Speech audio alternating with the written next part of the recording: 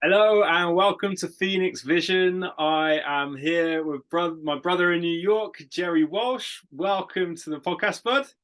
Thanks, Jess. I appreciate it. Good to be here.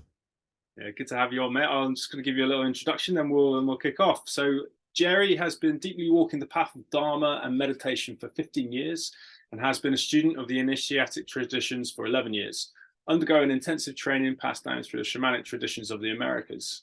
He's a member of the sound meditation ensemble Dreamseed and has traveled to over 30 countries on 5 continents, spending a year studying Buddhism and traditional Himalayan culture in India, Nepal, and Bhutan from 2010 to 2011. He spent the last 10 years supporting and facilitating meditation and healing retreats, sharing music, Dharma, spiritual disciplines, and creating community throughout the world.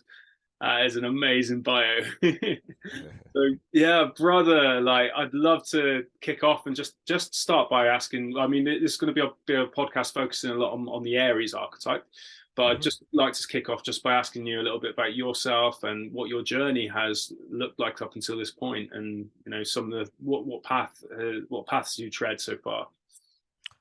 Yeah, sure.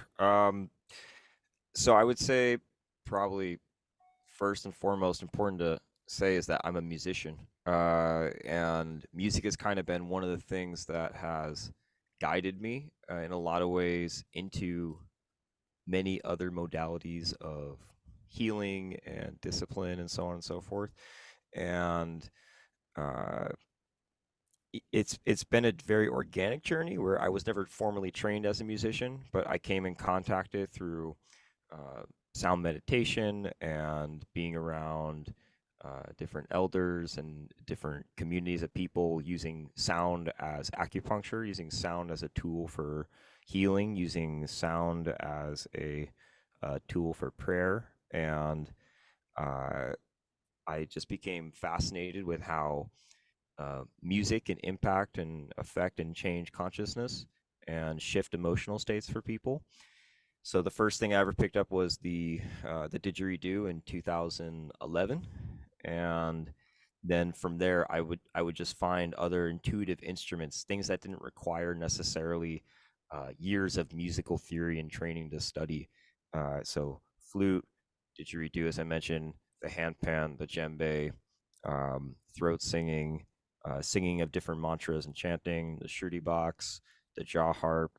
I even was deeply called into the world of hip hop for a good period of time, and I still love to do hip hop. But utilizing music as a way of healing and expression and prayer and meditation.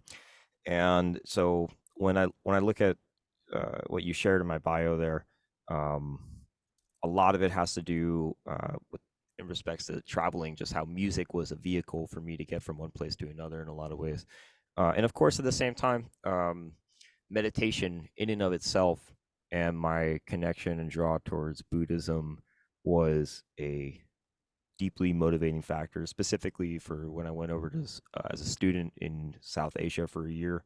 And during that time, I did a Buddhist pilgrimage, and I got trained in Vipassana meditation and had a lot of crazy adventures, and then found myself in New York.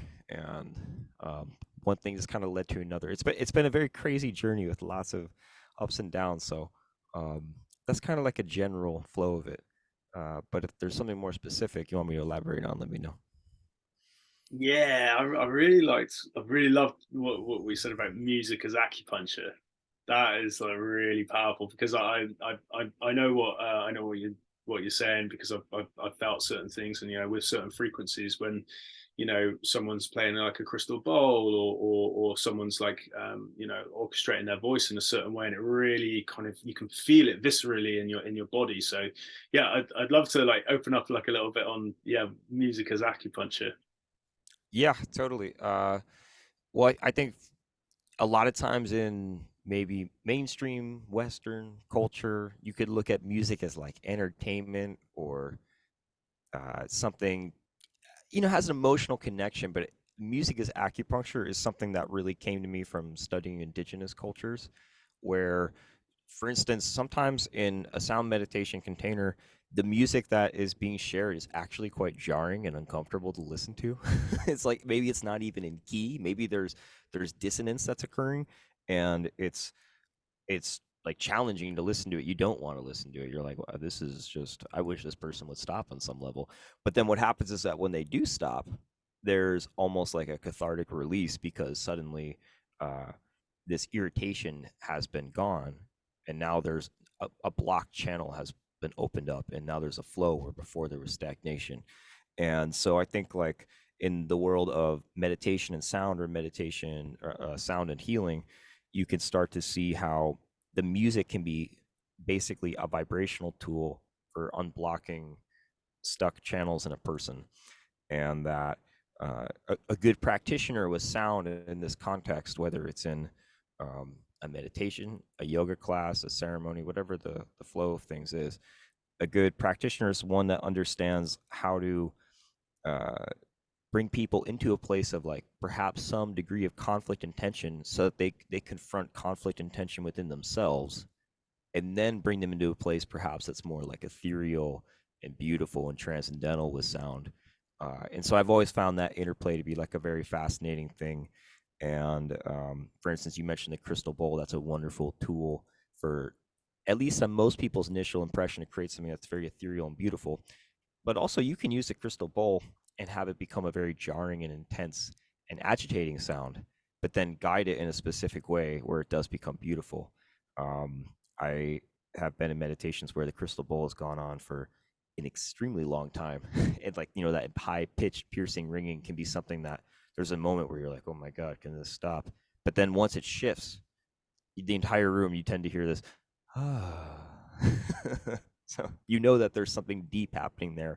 So it's not about entertaining people. That's the thing. It's not about, like, let's just, like, think happy thoughts or something, or um, let's just distract ourselves from what's happening in our nervous system. It's about us confronting our nervous system. In order to confront our nervous system, we have to be placed in a position that's fundamentally uncomfortable. That's my opinion about it. Mm, yeah, it completely resonates. So it makes me think of. I was talking to a friend a little while ago, and he'd not cried in, I don't know, like 15 years or something like that. Not a long time, not having cried. And there was a song in one of the meditations, and he cried for the first time in 15 years, and it was this huge, like, really big thing for him. And it also, through that act of being able to release that emotion in that way, it opened up so many other things for him. Now he's able to kind of move into that emotional place a lot easier. And he was saying, like, because it was he wasn't able to cry before, like certain elements of him weren't able to be expressed and passed through, because it was kind of being but blocked by whatever was blocking off the ability for him to express in that way. And it was the music that released that for him. Right. Yeah. I mean, music, I think everyone, regardless if of their spiritual path, even if they essentially don't have one, knows what it's like to be emotionally moved by music. I mean, Mm. everyone, I think that's one thing that's kind of nice about music is you, it's like, it's such a universal language. Like, there's very few people, if any, out there who would say, I don't like music. It's one of those things that's like, it just hits every human being in a very deep way. And it's like, even if you like, the worst kind of superficial I don't know, low vibe hip hop music or heavy metal or whatever. And for the record, I like hip hop and heavy metal, but I'm saying the low vibe versions of them. Even if you like the worst kind of things that don't speak to the highest caliber of the human spirit, you still can feel emotionally moved by those sounds and vibrations, just because we are vibration, we are sound on a certain degree. And so when we come in contact with it, it moves us, it vibrates us, it changes our frequency. So yeah, it is a really powerful study to realize that, like, you can unblock something so deep, such as not crying in 15 years, just by having the right container and then experiencing the right sound. Uh, and that's an extremely powerful thing just to reflect on. Mm-hmm. Always find it really odd when because you do meet someone now and then who does say, like, oh, I don't like music, and I'm like, "Mm, how, like, how is Yeah, this, how can this be, I would say that that might be some kind of an imbalance or something. I don't know. I had a good friend on my podcast, and he was telling me that many years ago he literally said he hated nature, and I was like, How is that even possible? But he's since become like he like grows mushrooms now and is deeply connected, lives in the forest. So he says it was more of something that was based on an imbalance, but you never know. So he's now able to hug the tree. Yep. Cool, good for him. Good for him.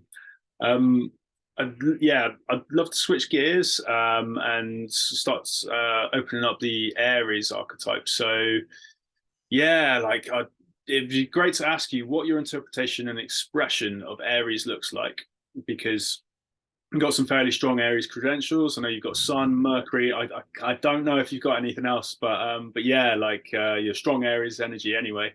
So what's your take on the Aries archetype, and also how it's expressed through you? Yeah, it's it's like highly impulsive. Although in a lot of ways, like I'm also not impulsive. So I because the thing with the chart, right, is that like as for me, my sun sign is Aries, Mercury in Aries, but at the same time, I have other signs and other planets and other placements. So like, there's an aspect of me that's like extremely impulsive. That's just like, whoa, okay, I need to like really work on that. And over the many years, I have learned to work with that. But then at the same time, as an individual, there's aspects of myself that are just, not impulsive. But an Aries person loves to talk about themselves. That's for sure. So doing this interview is a perfect reflection of the Aries archetype. I get to talk about myself, uh, and it's funny because an Aries person can be very combative, um, and it's like they're always at war on some level. And so then, for instance, myself with the Mercury in Aries, I've heard it expressed that when Mercury's in Aries, it's almost as if when you're talking, it just sounds like you're always fighting. There's always like some aggressive or angry kind of tone coming through the voice. And just for the record, there's plenty of times when I speak where I don't think that's the case, but I've definitely had many moments where I've been communicating with people, and later on I find out that for them that they felt it was like like I crossed the line or something like that. And the whole time I'm just like, oh, I thought we were getting along great. I thought everything was cool. I didn't know. But the Aries archetype is it's a warrior. It's someone that's like they're the first person, and it's like the push of springtime. It's going from the death of winter, and it's like the resurrection of spring, and that process of bursting forth and springing forth into life requires such a force, I think, and such a power, uh, that it sometimes can be a little overwhelming, but at the same time, it's necessary. So an Aries person is like really fun to be around for the most part. They're great for like a party. They're highly creative. They're really engaging, and they're always looking to like the next thing. And that's also sort of like the not the negative side necessarily. One of the challenges I would say of the Aries is like, can they finish a task? Can they slow down? Can they not get too caught up in just going from one thing to another, but like fully absorb themselves in one field and mesh themselves in it and understand like the depth and intricacy of it. Um, it's a sign that's like always wanting to go travel. Adventure is like at the forefront. So, for instance, you read my bio. I've traveled to like something like over 30 countries. Um, I can say that that's definitely a good reflection of Aries. There was one point where I was just trying to go from one place to the next for a short period of time in my life, and I had to look at it and be like, I need to slow down. I need to like really spend a little bit more time consciously in each place and not just hopping around. Um, and yeah, this idea of like you're always on the go, always in movement. Um, it's a fire sign, so it's not one that wants to be chained in any way. Um, a cardinal sign, so it's very difficult to tell the person what to do.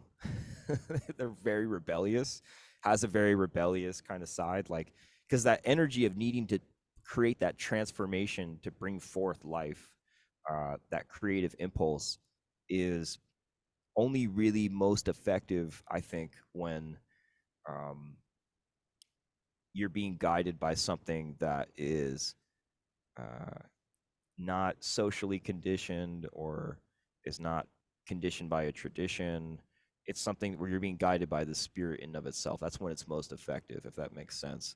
So an Aries person hates to be told what to do. They have an inner guidance of what they want to bring forth, and they don't want to be limited or restricted in any way. Um, and the main thing that I would say to try to, which I said prior, but just to sum it up, I think is like it's like a warrior archetype. It's someone that's like leading the charge. They want to be on the fight. They want to be in the battle, and they're headstrong. A little bit too much, so. Yeah. Yeah, man, all of this resonates. I was laughing just now when you said it's like a podcast to like talk about yourself, because that's what Aries likes. So it's just like I got Aries moon, so well we're going to confront each other, butt heads, to take it in turns to talk about ourselves. Yeah. Yeah. I mean, you got to check yourself as an Aries person. I think I try to check myself a lot, so make sure I'm not too arrogant with things, because I think that's like a natural. You're just you're the self. It's like the I am energy. And so if you're in the negative expression of that, I become very selfish, very arrogant, egotistical, and like that. You got to be cautious.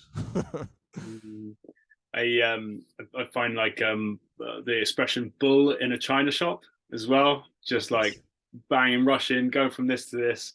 Yeah, like you're saying about the country hopping, like not so much taking maybe enough time on one thing, because it's always just like next, next, next. Oh, all right, this is really cool, but look at that over there. That's really cool as well. Let's jump over here, and then it's just like no, just like kind of stay here. But it's just like it's almost as though it's just like the gets like bored really easily. I don't know if you find that.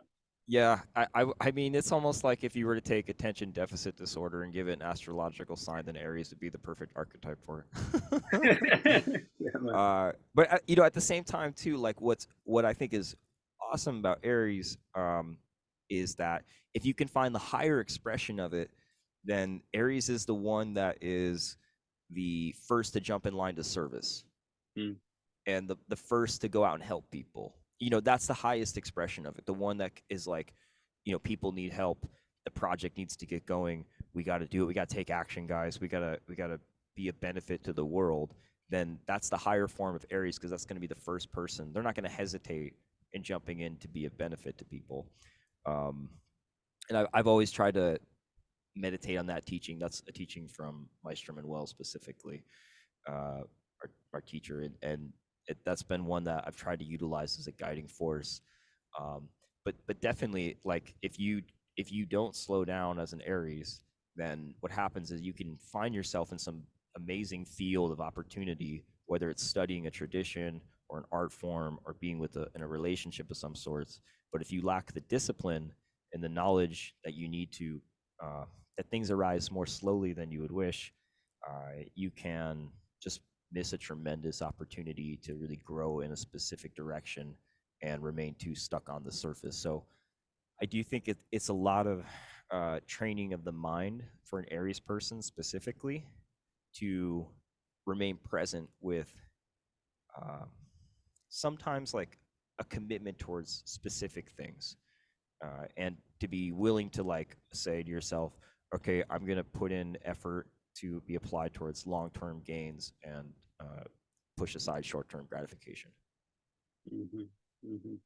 Do you think they're like for an Aries understanding that okay, it's like the initiatory force, it's moving from one thing to the next. Do you think there could be some value in like kind of like constructing your work or your study schedule around, say, like having many new starts to kind of keep that area of the psyche engaged, if you know what I mean, rather than one long project that kind of like the Aries might lose interest in, having like lots of starts within that project so that it's more engaging. Yeah, that's an interesting way to think, but I never thought about it like that. For instance, I travel a lot and do music for people. Uh, and so in a certain sense, that's kind of an expression of that, because every time I go travel somewhere, everything's fresh again, right? It's like you're going to a new place, you're meeting new people, you're in a new space, um, and there's a total like refreshing of everything that occurs, as opposed to perhaps being someone that works the same job for 40 years at the same place and has a very structured routine. I think that while it definitely can be more of a natural fit to have something that is more aligned with spontaneity and has a sense of like refreshment and new beginning, I do also think it can be very valuable for an Aries person to, as I was saying, like discipline themselves within a specific field and transcend the need to constantly crave like a new start. Mm. But as you said too, it's like, you know, if you can find a new start within that field over time, then I could see how that could be a deeply empowering and also yeah, provide like a lot of opportunity and insight into understanding how um, how that astrology functions through you as a person. Mm. Like for instance, you might be like, okay, I'm a musician, um, and I'm learning one instrument. But then you can say, okay, I'm going to learn another instrument. I'm going to learn a new genre of music. I'm going to start to sing. I'm going to start to teach music. Okay, but it's all within the realm of music, but you're having many new different starts and beginnings within that context of that field. I could see how that could be something that would be uh, in alignment and simultaneously really empowering for that sign. Mm-hmm. Cool, man. Cool. And are there any other of the shadow expressions or the higher expressions that you could think of before we move on? Yeah, I think that anger is one that is something that Aries person needs to be very cautious with, and uh, it's something that I think a lot of people affiliate anger with Aries. I heard the Dalai Lama say something that anger can be used if it's in the service of compassion and benefiting people as a tool that can be extraordinarily helpful on the path and empowering. Um, and I think that anger is something that is very tricky emotion to work with. You really have to understand like where is it being channeled into? Because you can take anger, right, and you can use it to make extremely beautiful art and powerful art. Socially conscious art, spiritually conscious art, and that can change people's lives. So then you wouldn't say anger is like necessarily a negative trait then. But you can also, of course, take anger and destroy a relationship, destroy yourself, destroy many, many things around you. So I think that, in that respect, the higher expression of Aries is understanding how to take anger and use it as a tool for service and creativity, and to use it as a way to empower oneself and others. Uh, and then, of course, the negative expression is taking anger and just being impulsive with it and using it as a way to damage people. And that's something, of course, that all human beings deal with, not just Aries. But as an Aries and spending time with other Aries, I can see how we're very quick. And if the emotion rises up and there's not a lot of mental discipline, and then we just impulsively act upon the emotion, it's like it's really strong. When an Aries gets really angry, it's very different than, for instance, I would say when a Pisces gets really angry, right? there's a little bit of added punch and spark that's coming into the picture there that I, one needs to be very careful with. I struggle to imagine a Pisces getting like really angry. Say that one more time. I struggle to imagine a Pisces getting really super angry. Yeah, and then when they do, is it really that big of a deal? I don't know. But of course, too, with Aries, the one wonderful thing also is that when they do get angry, it tends to be something that's short-lived. It's not something that they tend to hold on to and carry with them, and so on and so forth, where it becomes this long, drawn-out thing. I've seen that happen with individuals, but they say within the archetype of Aries, that's not necessarily something that is really happening. Mm-hmm, mm-hmm. Yeah, I guess like the initiatory element is it's like the lighting of the match, right? That spark. Like once the spark happens, then the spark's gone. Whereas like maybe in comparison to Leo with like the kind of the fixed fire, this might be like an anger potentially that burns and burns and burns. Potentially. Totally. You just have to make sure that when that spark is ignited, that it doesn't hit a stick of dynamite. That's all. Yeah. Yeah. Cool, man. So one thing as well, like what about the kind of like the butting of the head, because it's the ram, right? And like the rams when they fight, it's just like bam bam, bam. So I know myself with the Aries expressions I've got, I can happily butt against the wall a number of times, keep going with that kind of same approach, even when it's maybe not working, or just keep going and with that, just like duh. It's kind of like this kind of like stubborn butting against the wall when or butting against life and like not kind of changing the direction so much. Yeah, definitely. I mean, I think that uh, the willingness to run your head against a wall is something that is a obstacle for Aries, undoubtedly. I think the where it becomes the cardinal aspect of the sign, where it'll jump from one thing to the next. You know, it's like, for instance, like they say Taurus, right, is really stubborn. It'll just stay in that trajectory, even if that trajectory is totally uh, proven to be on some level um, ineffective. The thing with the Aries is the Aries will keep running their head against the wall and the problem and the obstacle, but then generally either I think through the strength of Aries, because I always perceive Aries as just like it's a very strong sign. It's like people who are Aries, they have a lot of strength, um, and I don't mean physically, although it could manifest as such, but they they either will break through the obstacle um, with that strength, or just the quickness and the impulsivity and the ability to change on a dime and pivot uh, will allow them to transcend the obstacle in a different manner. Um, but yeah, I can also attest that there's been times where it's like I've had to have people come over with whatever the project is or whatever, you know, maybe something that I'm dealing with in my own personal life, and be like, hey, have you ever thought about just trying to do something in a different way and stop just trying to fight the thing? You know, that kind of wisdom being passed on. Mm, yeah, cool, man. Thank you. And I yeah, let's go on sort of open up like Aries is known as the archetypal warrior of the wheel. And even though each sign can be considered a leader and warrior in its respective themes and area, Aries tends to have a lot of connotations with leadership. So I've got two-part question for you. So what first part is, what does the warrior archetype mean to you from the respect of the peaceful warrior and maybe the not so peaceful warrior? And the second part of the question is, what qualities do you feel constitute towards great leadership? So how does the warrior archetype come expressed through the peaceful warrior? Is through that idea? That's kind of what you're asking there. Yeah, or generally speaking, what does the warrior archetype mean to you? Yeah, I would say the first thing that comes to my mind right away is just the mentality of not giving up, like not quitting, regardless of how difficult the circumstances are.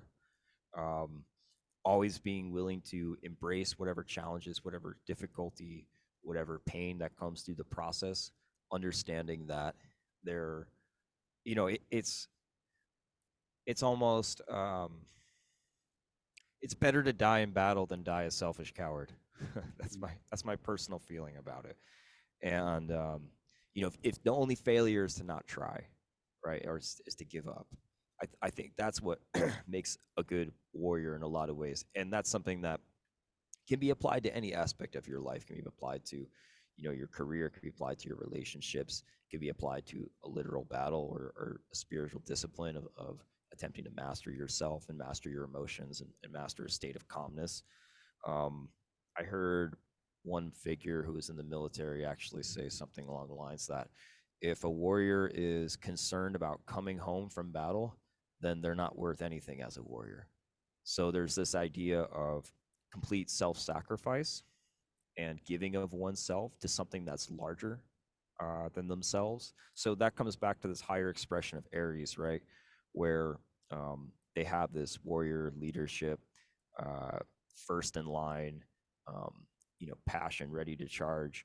If that energy can be directed in a way towards values that are transcendental of selfish needs, then you have like this higher expression of the sign coming through.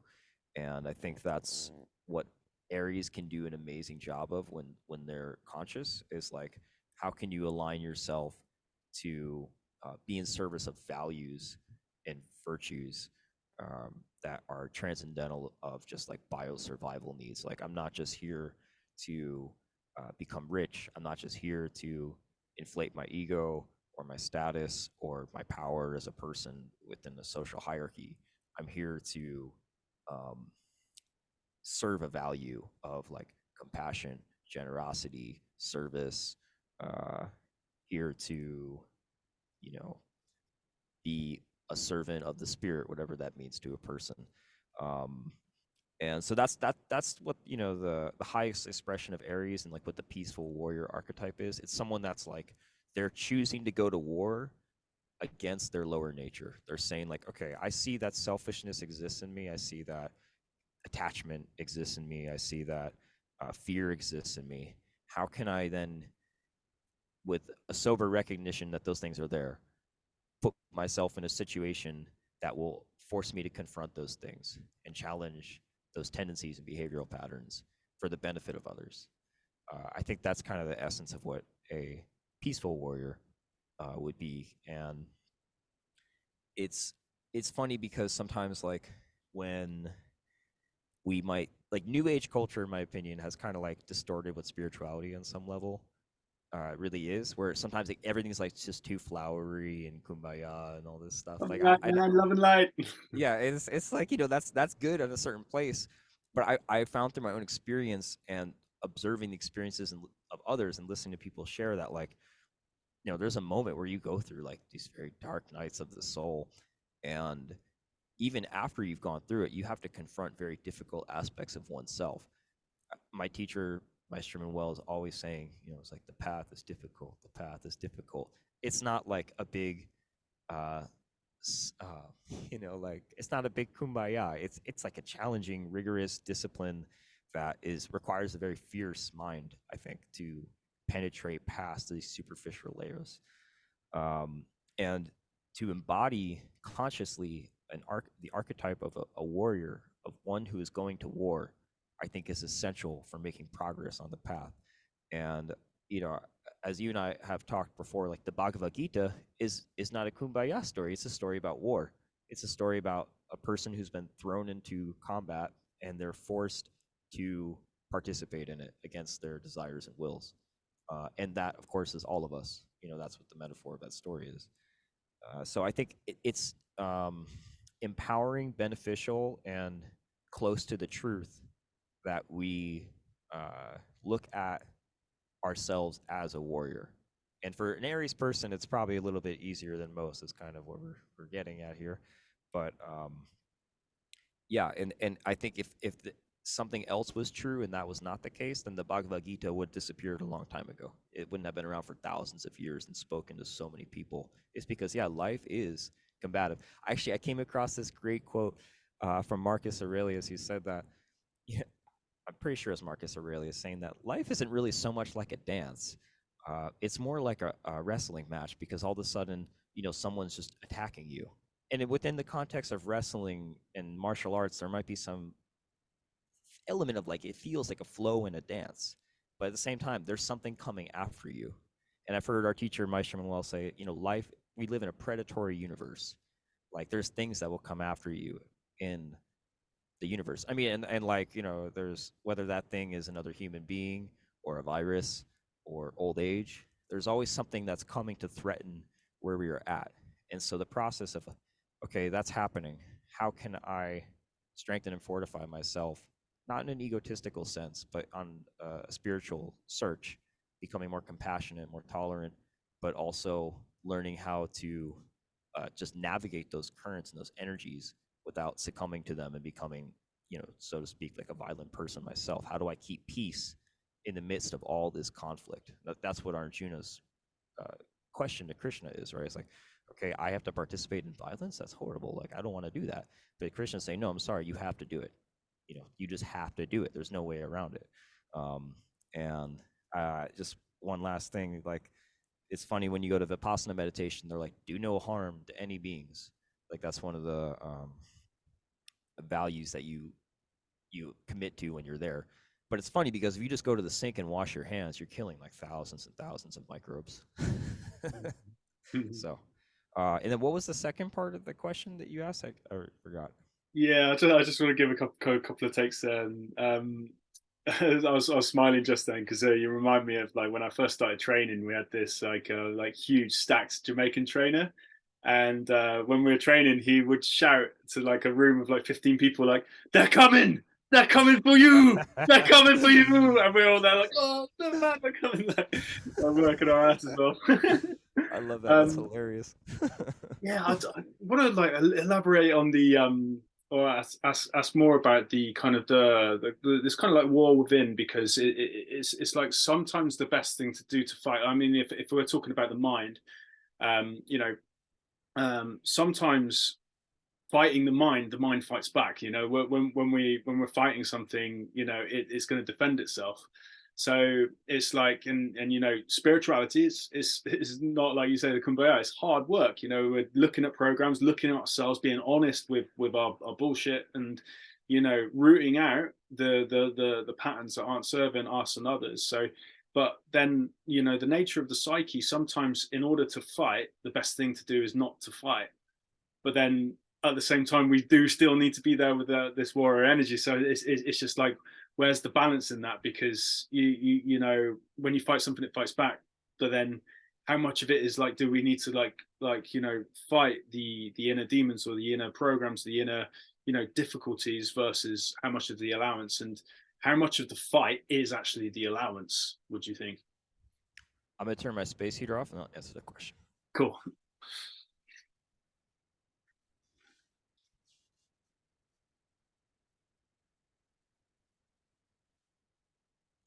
Yeah, is it still super cold in upstate New York? It's actually starting to get nice. It was, I was away in the West Coast last week, but it was apparently like in the 80s somehow, which Mm. I know we're in a different temperature system, but that's like middle of summer temperature, very strange. Wow. But yeah, the question that you asked, that's a great question. And it's something that each person I think has to struggle with very, very deeply with. It's something that like we would like an easy answer for that, but if you look at figures of history, I think it's clear that that's like a grueling and very humbling thing to wrestle with.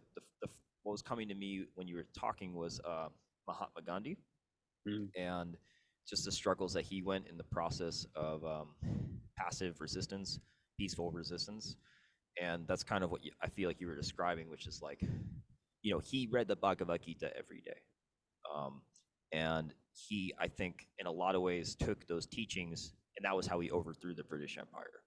Um, and, because you have to be extremely fearless and fierce to go stand in front of um, racist, imperialist, military, armed personnel and say, no, I'm not going to move, and I'm going to do the opposite of what you say. And you can break my body and so on and so forth, and do whatever you're going to do to me. But I'm standing here with a conviction that I won't back down, no matter what happens. I mean, like, that's definition of courage right there. That's just like the power of, that's what a warrior does, right? I mean, you could think about like in that movie 300, right, with the Spartans. It's like they're going to lose when they're battling the Persians who are coming to invade Greece. There's only 300 of them, but they're saying, I'm going to stand here anyway. And of course, that's not an example necessarily of peaceful conflict on both sides, but I'm just thinking about the mentality of someone that's saying, okay, like, I'm going up against forces that are insurmountable, and I'm going to remain equanimous. I'm going to remain firm, steadfast in my conviction towards my values and what I believe in. And I'm going to remain uh, and not be deterred from these forces.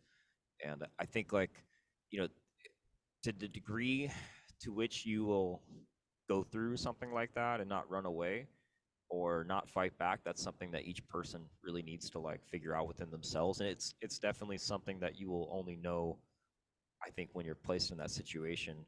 um, I saw a quote, I think it was Seneca or something, who said that um, a person's character is only revealed through adversity. So when you're placed in that position of adversity, you can find out, okay, how much of a warrior are you?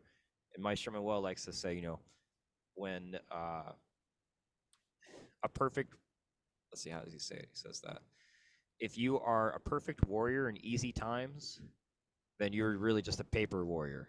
You're not really like, there's no substance to you. You're not a real, you haven't really been tested. But if you're someone that is a perfect warrior in difficult times, then yes, that's a real warrior, because the it's when there is friction, it's when there is tension, it's when the things are butting heads, and that you are being challenged to bring your values to the table. Um, that's when you, I think, are discovering your convictions and how you're going to walk with your character. That's beautiful, man. What brought to mind for me was the the saying. I'm not sure where this came from, but like, courage isn't the absence of fear. Courage is being with the fear and choosing to take the directive action, choosing to overcome it, or standing but doing your best rather than folding. So it's like this, because we think of like the courageous warrior who charges into battle with not a single bit of fear against like insurmountable odds. And makes me think, actually, talking about Aries, you've seen Lord of the Rings Return of the King, where like Rohan is like charging against the orcs, and it's like the way like Theoden is kind of like leading that charge, is like when like they're against these insurmountable odds, against like thousands, massively outnumbered by this huge army of orcs, and he's just like charging face first into the battle, being in that place of fear. When he sees the army, it's just like, oh my god, but no, we're gonna rally and we're gonna punch through. Yeah.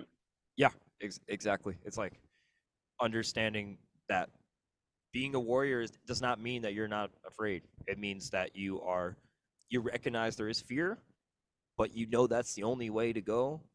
So you have to go that way. And so you continue to go in spite of your fears. I think that's the crux of it right there. Mm-hmm.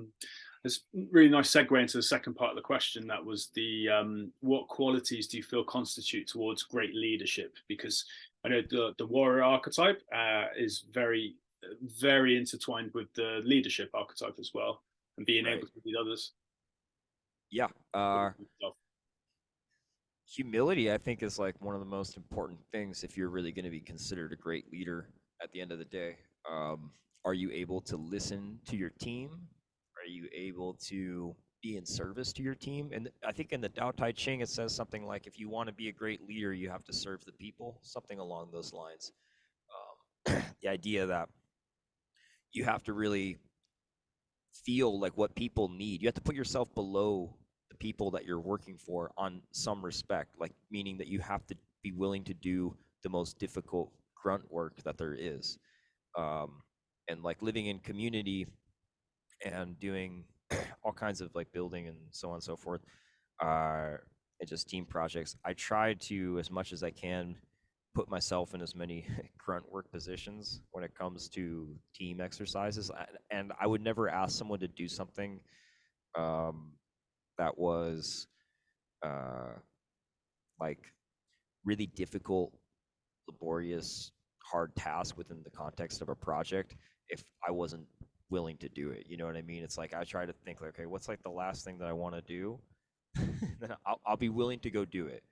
Because I think if you're saying I'm not going to participate in like that task because it's too dirty or too difficult, but you're going to ask somebody else to do it, then immediately you're fragmenting your team because you don't really understand what it's like for each person and each task and each role. And only when you understand what it's like from each person's perspective, that you can get the team to function in like a harmonious way, because you're like, okay, I understand that this task over here, by the time the person's done, they're going to be like completely cracked out and exhausted. And this person over here is going to have a ton of energy. But if you don't really understand quite like the strain of each task and each person, then when you all come back together in a unified way and you're seeing that one person is dogging it and they're tired, you're like, oh, why are you tired? This kind of thing. It can create a lot of dissonance. But if you're like, yeah, I've done that, I know why that person's tired, then you can start to uh, create like a check to balance that out within the context of the team, and you can assign people and to do other things that are going to balance out that energy. So I think like having the humility to fully understand like all the roles and not just be searching for the role that has like glory or pride or egotism or status recognition connected to it, but being willing to like, yeah, okay, I'm gonna like, clean up all the garbage. I'm gonna cut all the wood. Just being willing to do. I'm gonna put myself out there and um, just know what it's like through each position. And I think another aspect of leadership that's really important is just being able to listen to people, regardless if they're right, if they're wrong, if they're crazy, or if they're uh, offering good advice or bad advice, but just being able to listen to people. Because if you're never listening to the group of people that you're trying to lead, uh, then you're gonna fail. There's no way around it. You have to be able to willing to hear what the team is expressing, um, and you have to be a good example, right? Because that's what's coming down to is that I heard this quote that children don't do what you say, they do what you do. When you're raising children, so it's like like calm down, you're yelling at the kid to calm down. They're not going to calm down. They're just going to get really hypey. That's all that's going to happen. So what we have to do is we have to embody the characteristics that we want our team members to take on. So if you want to lead an effective team, I think you have to be a humble person because you want your team members to be humble to what you have to say. So you have to be setting a good example and embodying that. So I think like being a good leader also requires like a lot of self-control in this respect. And it's like that's it's funny with Aries because Aries is someone that is like they have a natural charisma maybe and a natural willingness to jump first into something, and they're strong-willed and they're passionate, so they can rouse things up and they can immediately push themselves in a spot that other people might be afraid to do, and they like the attention on some level. But then if they don't have the self-control to discipline themselves and be okay, I gotta humble myself here a lot. I gotta like slow down. I gotta discipline myself to the intricacies of the craft so that I don't just burn out really fast. That's an important thing for like an Aries person in the context of leadership. And so this idea of like you have to set a good example, you have to embody the thing that is going to create an effective team. So you have to be willing to listen, you have to be humble, you have to work very hard, you have to be the first person to show up and the last person to leave. You have to take ownership for everything that's happening, even when other people fail. You have to look at yourself as what could I have done differently? Because like yeah, your team member might have made the mistake very clearly. It was their fault that they made that mistake. But then when we look at it as a larger ecosystem, like okay, I'm guiding them. Like I'm the one that's kind of informing them how to do it. So obviously I'm partially responsible. I could have done something different. And of course there's situations where it's like that person maybe just did something that was totally absent-minded, has nothing to do on some level with you as a leader. But overall, like there's a phrase they say that the fish stinks at the head. So it's like you're the one that's responsible. And so to be an effective leader, never blame the team. Just don't do it. Don't blame the team. That's not gonna, because you're setting an example. If you want to set an example and you're blaming people, then that just becomes like a virus that goes through the whole ecosystem. And but if you take ownership and act with like humility and acknowledge your mistakes and shortcomings, uh, that can help um, reveal your humanity in the process, which can do the same for other people. And then on the contrary, you at the same time you have to like know when to like strike, so to speak. Like you have to have confidence. And like we have in our community, we're always discussing this idea between like arrogance and confidence. Like where is that line and what does it look like? And it's a little confusing at certain times, I think, because like to be a good leader, if you're constantly afraid of being arrogant, then you might damage your confidence on some level. Mm. Um, it's kind of a funny way to put it, but in my experience, there's been times where like I've been called upon to lead something, and I have to speak and guide the situation. And I've noticed within my own self, if I'm too like, oh, I don't want to come off as arrogant, then like I block up just my capacity to communicate. Yeah. You know, of course, it's good to be uh, not to be restrained in your communication on a certain level, so that you're not just unconsciously spewing out information. But like, it's good to also just trust yourself, to trust what you've been past, and to trust your intentions, and to know that you're coming out here speaking, sharing, guiding, leading for the best interest of everyone involved. Um, and with that comes not being afraid to make mistakes and not caring what everyone thinks about you. Um, in the Tao Te Ching, it says, if you care about the opinions of others, you'll become a slave to them. Mm-hmm. You do have to be cognizant and care about the opinions of others, but not to the point where you become a slave to it, because then you're not in service. You know, if you're just trying to please everybody all the time, you're definitely not in service to everybody. Sometimes the best way to lead and to help somebody is to get in their face about something.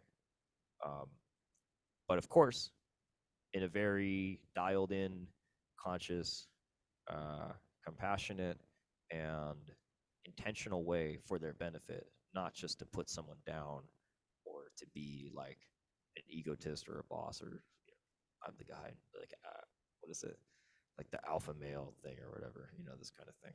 So Mm. Yeah, that's a really interesting one with arrogance and confidence, and something I'm like looking at a lot as well, because I find it when in leadership situations, there's this constant checking of myself, and I've come to this kind of conclusion as well, and just like, do I need to be checking myself so much, or like this is taking a lot of RAM to excuse the pun, to right. to, to actually, to keep checking myself in this way. And surely I'm like more effective if I just like let go and trust that I'm in the heart, I'm in the right place. I'm like, I think for me that is it, is like whether, okay, am I in the heart or am I in some sort of self-aggrandizement place? And when you're in the heart, it's like trusting that. And it's the I think the checking is like checking, okay, am I going into self-aggrandizement, or am I find with myself, it's like using self examples um to tell stories, or to share examples.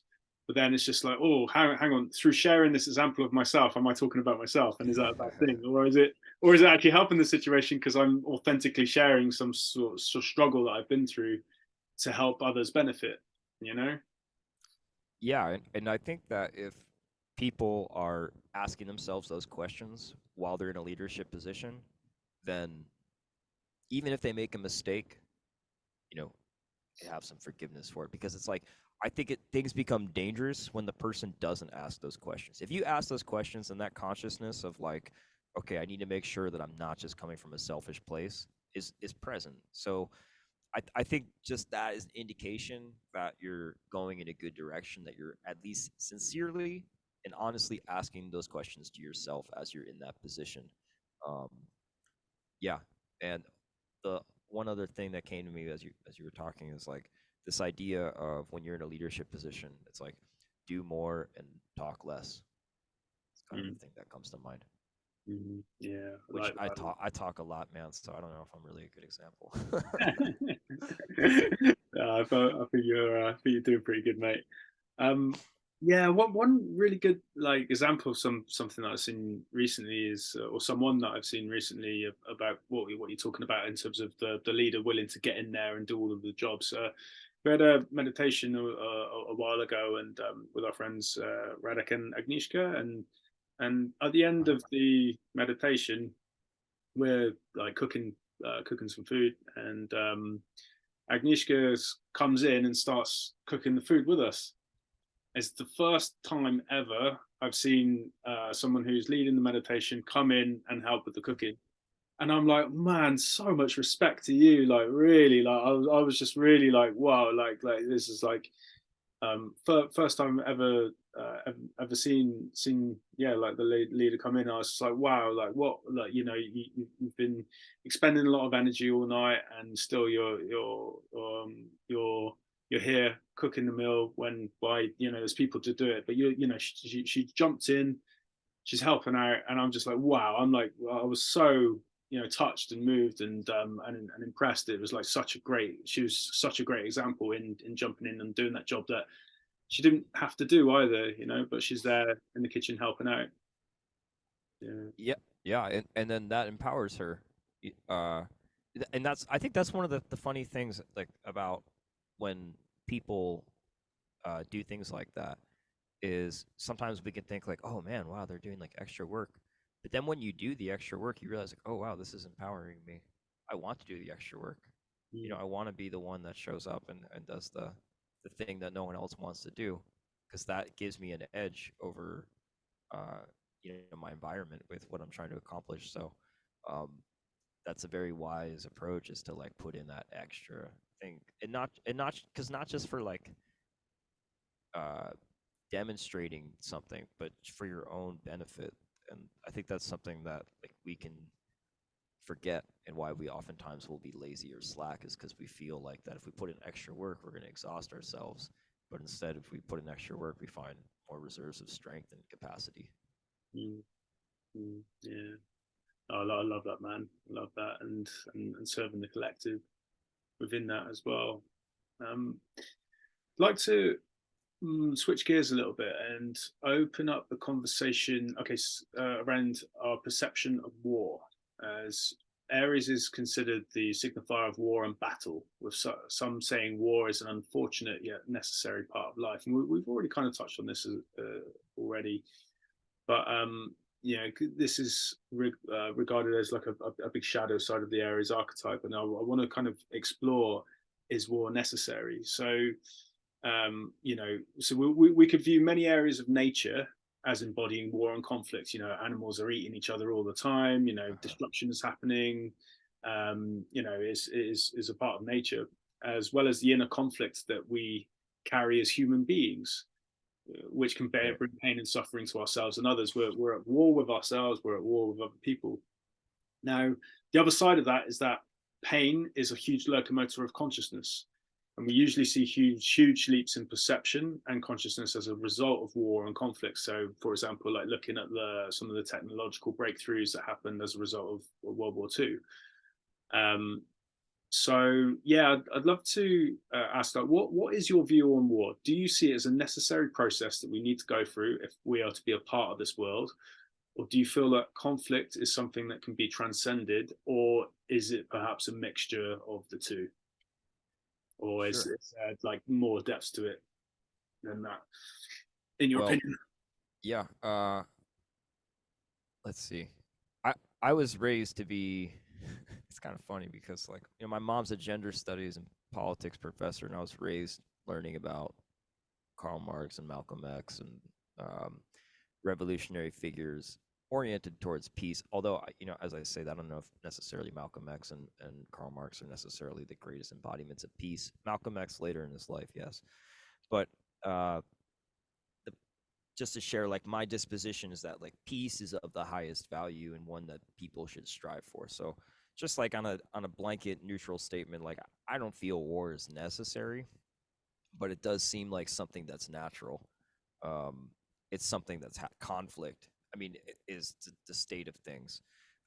Joseph Campbell, a fellow Aries, said that life feeds on life, and human beings are, we had this sort of like prefrontal cortex. We have rational thought, and then there's like this sort of transcendental spiritual dimension to us. So we like to think that we're above things, but we still function in a lot of ways as animals, and those impulses and desires and conflicts that come from the animal nature of ourselves play out constantly in everything that we're doing. If it wasn't the case, then I don't think that war would have been as prevalent as it has been. Um, I don't think it's necessary for growth in the sense of like outer conflict. I think that outer conflicts can be prevented. I think that like And as I'm saying all this stuff, just for the record, I always say to people that I never agree with everything that everyone says, including myself. So in 20 minutes, I might change my perspective about this completely, for the record. Life is an evolving process. But I do agree with Joseph Campbell saying life feeds on life. Like that's inevitable. And I also agree with my Shmuel. Life is a predatory universe, and it's more like a wrestling match than it is a dance. Uh, and the Bhagavad Gita using war as the metaphor. So it's like I think that if people are attuned enough to their own inner conflict and their own inner war between the forces of their lower and higher nature, that outer conflict 100% can be avoided. And I think that's like what Mahatma Gandhi really demonstrated in India, where you have people coming essentially to kill um, the Indian protesters, and they refuse to commit acts of violence. And so I do think that there is a capacity for us to be in touch enough with the inner war that the outer war is not necessary. Um, but it's also like the idea, right, of Leela in the Hindu uh, cosmology. The idea of like this whole thing is just a divine play between it's like we're all just God and drag, right? And that that the destruction of form is not a tragedy. It's okay, and that's why I say in the Gita, only the learned grieve neither for the living nor the dead.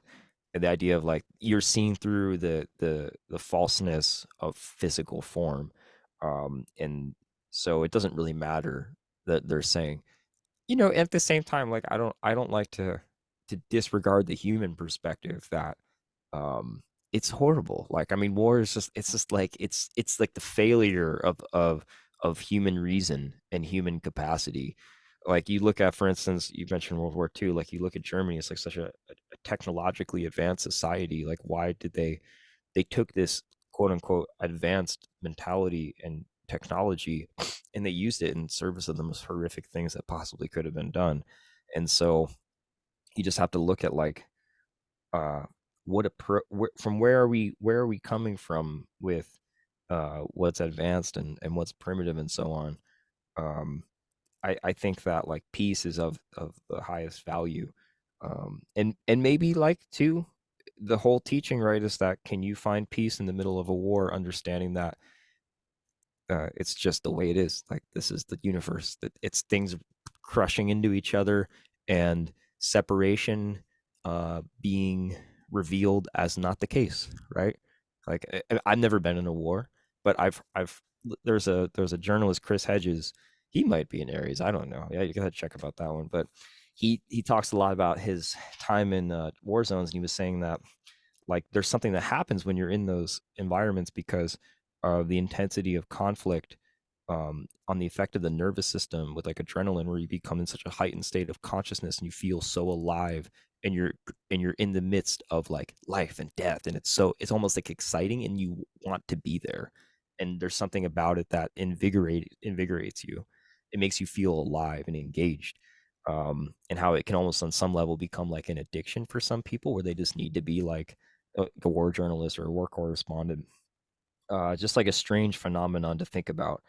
Um, and so there is something about conflict that is revelatory, I think is what he's trying to get at. There's something about it that reveals who we are. As we said, adversity reveals character. But then I would say even beyond that, it's like, war reveals like our true nature on some level. But then you go to the wise person, and the wise person says, hey, you don't need to do that to figure that out. You can just sit down peacefully and go inwards and act with compassion in your heart and have values and virtues towards peace and understanding. And that revelation will also come through those methods. So it's just an interesting thing. And I don't know if there's like an easy answer for all this stuff, but it does seem from when you look at the teachings of like the Gita and other traditions, like conflict and violence are something that are unavoidable. I mean, look at Tibet. Like they created a society where when they were building the structures, they would um, remove earthworms so they wouldn't hurt them. Like the level of consciousness and compassion for something like that. But then what happens is you have China comes in and devastating genocide is committed that essentially is still going on there. So it's like I don't know if it's necessary, but I would say war seems unavoidable in a lot of ways. So learning how to deal with it, and like that quote from Nietzsche comes to mind where he's like, you know, if you're gonna deal with monsters, just make sure you don't become a monster yourself. Like that's the important thing. Like if you're gonna deal with conflict, which all of us are, how can we like keep ourselves clean in the process? Yeah, really eloquently put. Thank you, Bud. I just it popped in Agnieszka from that I mentioned earlier. She's an Aries as well. Haha, there we go. Yep, yeah. Shit, first one to go serve. I mean, that would be her nature.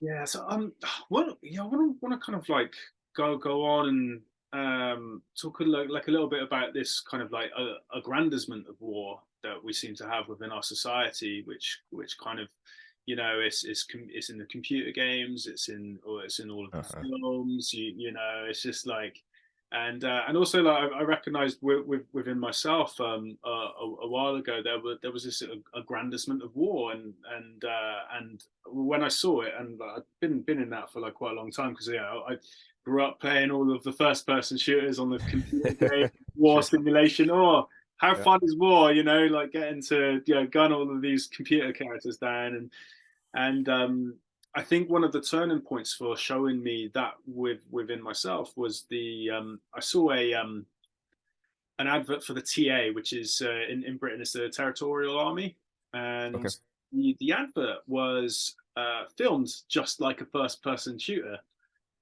game. And if you look at the demographic of young men and women that they're trying to get into the TA, these are all like 16, maybe not 16, but 18, 19, 20, 21 year olds. And they're literally doing the advert to make it look just like Call of Duty, Sure.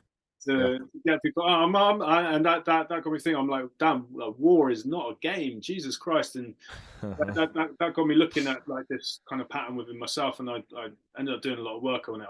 I basically sat down for a whole day and meditated on the horrors of war, and Mm. all of the like things that have come from it, and it helped to kind of move towards balancing things a little bit, because I was just like looking at it in this kind of, this aggrandizement way, and it's just like, how can war be good, how can killing be good? And I know, because I've listened to your fantastic podcast, Bodhi Speaks. I know that you've visited Auschwitz as well, so Yeah. Uh-huh. some of the horrors of war, obviously not firsthand, but you've been to that place whereby it's, is as close to getting as firsthand, I guess, as you can get to that horrific event. So yeah, what could you say about the aggrandizement of war that seems to be happening through our society, in terms of like the media and ways of thinking? Yeah. Yeah. Yeah. I heard someone say recently like that, and I don't I would say maybe it's not just for men, but it could be for women too in a certain respect. But he was saying like, for like a man, like the person wants something to die for. Like there's something in like the male mind about that. I don't know if that's true. I mean, that could be very. I think there's something in the human mind about self-sacrifice and wanting something to die for, to give yourself towards like the heroic act. The heroic act is something that's in all human beings. I don't, this person specifically who I was with was referencing men specifically, but I would say the heroic act of wanting something to give yourself fully towards is a human impulse in a lot of ways. Like a mother, protecting their baby, and that is a simple example that's relatable. So I think there's something in the psychology where it's deeper than the psychology. There's something in the being of a human that understands like one like that the death is an illusion. I think there's a knowing in all human beings, whether they're in touch with it or not, that first of all, death is an illusion, that there is a transcendental nature to us, and that the ego is not is a falsified illusion as well. And that if we can give ourselves towards something in an act of sacrifice, then there is like that's a heroic act. I just think they're given the cultural mythology across the entire globe, like looking at Joseph Campbell's work, that I think there's something installed in us. There's a knowledge of that. That's my personal feeling about it. So in that respect, something like war could become very appealing if you uh, are perceiving it from like the outside, which is the case. So that's why people like want to sign up. Like the military is like cool, or it's badass, or it's like be a hero or whatever. It's like there's this understanding uh, that is not necessarily in touch with like the brutal and disturbing reality of what it's like to be in a conflict situation. But then also, as I was saying a moment ago, someone like these war correspondents and other people who are professional soldiers, like they've been to war and they go back. Like there's something about it that it engages them in a very intense way that is almost like a drug. So there is something about it that, according to these people, is engaging. And then that being said, though, in terms of how the media and the politics use it, it's a manipulative tool because they're constructing it. They're appealing to this aspect in the human psyche that it's a glorified, romanticized act of service towards humanity in your country or and so on. Um, but obviously, the reality is all wars are civil wars because all human beings are brothers and sisters. So you know, going and killing a family member is not a glorified act, obviously, and that's why the stripping away from like the political borders is probably the most important way to like help bring more peace in the world. This understanding that like someone's Vietnamese or Iraqi or American or Afghani, like no, they're just human beings that just like kind of like that's just like your brother lives like a little bit farther away. Like why are you gonna go kill him? Like what use is that to anything? Um, and the unfortunate thing is that like the old structures, right, of like the Piscean age, which and are these structures of like hierarchy and uh, power, oppression, all the things that we don't like about our societal structures, they're upheld by creating an other, by saying that there is someone that is threatening you that you need to go take out, otherwise your way of life will be uh, destroyed. And so like this is the level of manipulation caused by the society, and it's just like it's a really tragic and sad thing. I think when for instance like soldiers are told like, oh, Saddam Hussein has weapons of mass destructions, and then you go to Iraq and there's nothing there, and you're just killing people, and then you find out the reason that they're attacking you is because you invaded their country. It's like you went there first, you were the aggressor, you shouldn't have invaded the country. um and at the same time too, in that respect, like I don't see the soldier as being necessarily like the the the perpetrator. It's like they're the ones who've been manipulated by like the larger corporate interest, the military industrial complex. They're someone that has been deceived, and then and not knowing any better, they're caught up in this romanticized thing about a heroic act and getting the bad guy, the other. They've been manipulated and conditioned. They fall victim to committing acts that are atrocious or whatever you want to describe it as. Um, and it's like it's something that it just happens within the the geopolitics of the earth is at this time. But I do also see like as we are shifting from the Piscean age to the Aquarian age, especially with what happened in 2020, it's like the old systems are just falling apart. And I'm sure, as as like Pluto went into Aquarius from Capricorn, this Capricorn like traditional hierarchy and structure, Aquarius like avant-garde thinking and alternative thinking and humanistic values. Like we're Pluto being right the sign of planet rather of like destruction, rebirth, resurrection, all these things. um, we're going to be experiencing a shift where hopefully, from what I've heard elders say, we're moving into a place of like humanistic unity and peace where we just don't want to fight anymore because we're like, wait a minute, like why do I want to kill my brother and sister? Like that, like who wants to do that? So Mm. On that, it's quite interesting how the internet being an Aquarian theme, and how the like I think one of the massive locomotors for that is in terms of us being able to come together as more of a global humanity, global community rather, which is Mhm. also an Aquarian value, is with the advent of the internet. So we're Yep. seeing all these technological changes. Just as Pluto moves into Aquarius, we've got like the dawn of all like AI technology, which could do a lot of great things in order to help the environmental situation we've got. Could also create a lot of difficulty because it's a double-edged sword, isn't it? It's not that AI is good or bad. It's the consciousness of those that are wielding it ultimately. But it's interesting how the as Pluto moves into Aquarius, we see the well, we're looking to probably see the transformation of hierarchical structures breaking down, tradition breaking down Capricorn into Aquarius, which is kind of like using technology, Aquarian value, to bring humanity together, also into a community, which is also an Aquarian value. So it's like it's so interesting how like multifaceted these gigantic wheels of time are. How deep those archetypes stem. Mm. Yeah, and also too, like it's also I think important to always remember whatever change is happening out there, and whatever is occurring, always coming back to these things of like it's a play of form, right? Like don't get attached.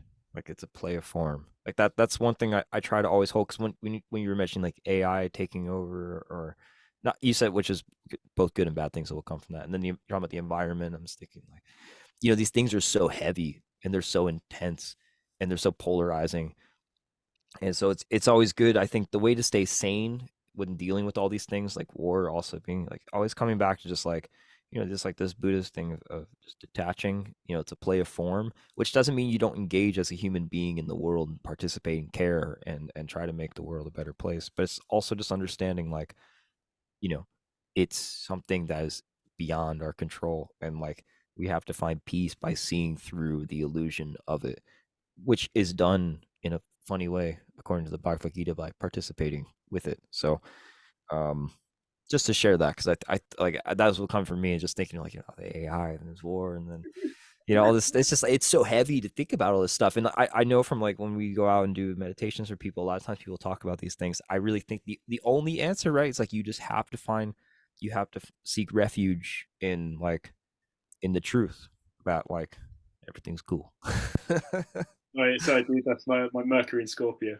Yeah, no, it's all good though, because I mean, I think human beings at this point in time, because like you said, the internet, the interconnectivity as a global culture, we're all so aware of what's happening all over the place that it's constantly in our field. Like if if I just lived here in the forest in upstate New York, I would think the world's like a really chill and peaceful place, because I don't have any connect. There's nothing. There's things that happen here between neighbors and stuff, but nothing crazy. But when you open up New York Times or whatever, and it's like war in Sudan and all this, it's just like crazy stuff that's happening all the time. It can become heavy for people, and then you see like the environmental collapse that's coming and the technological shifts that are occurring. It is heavy regardless of who you are. Sure, sure. We've spoken, or you've spoken about the Bhagavad Gita quite a few times. I'd love to switch gears to that. I'm gonna ask you a nightmare question.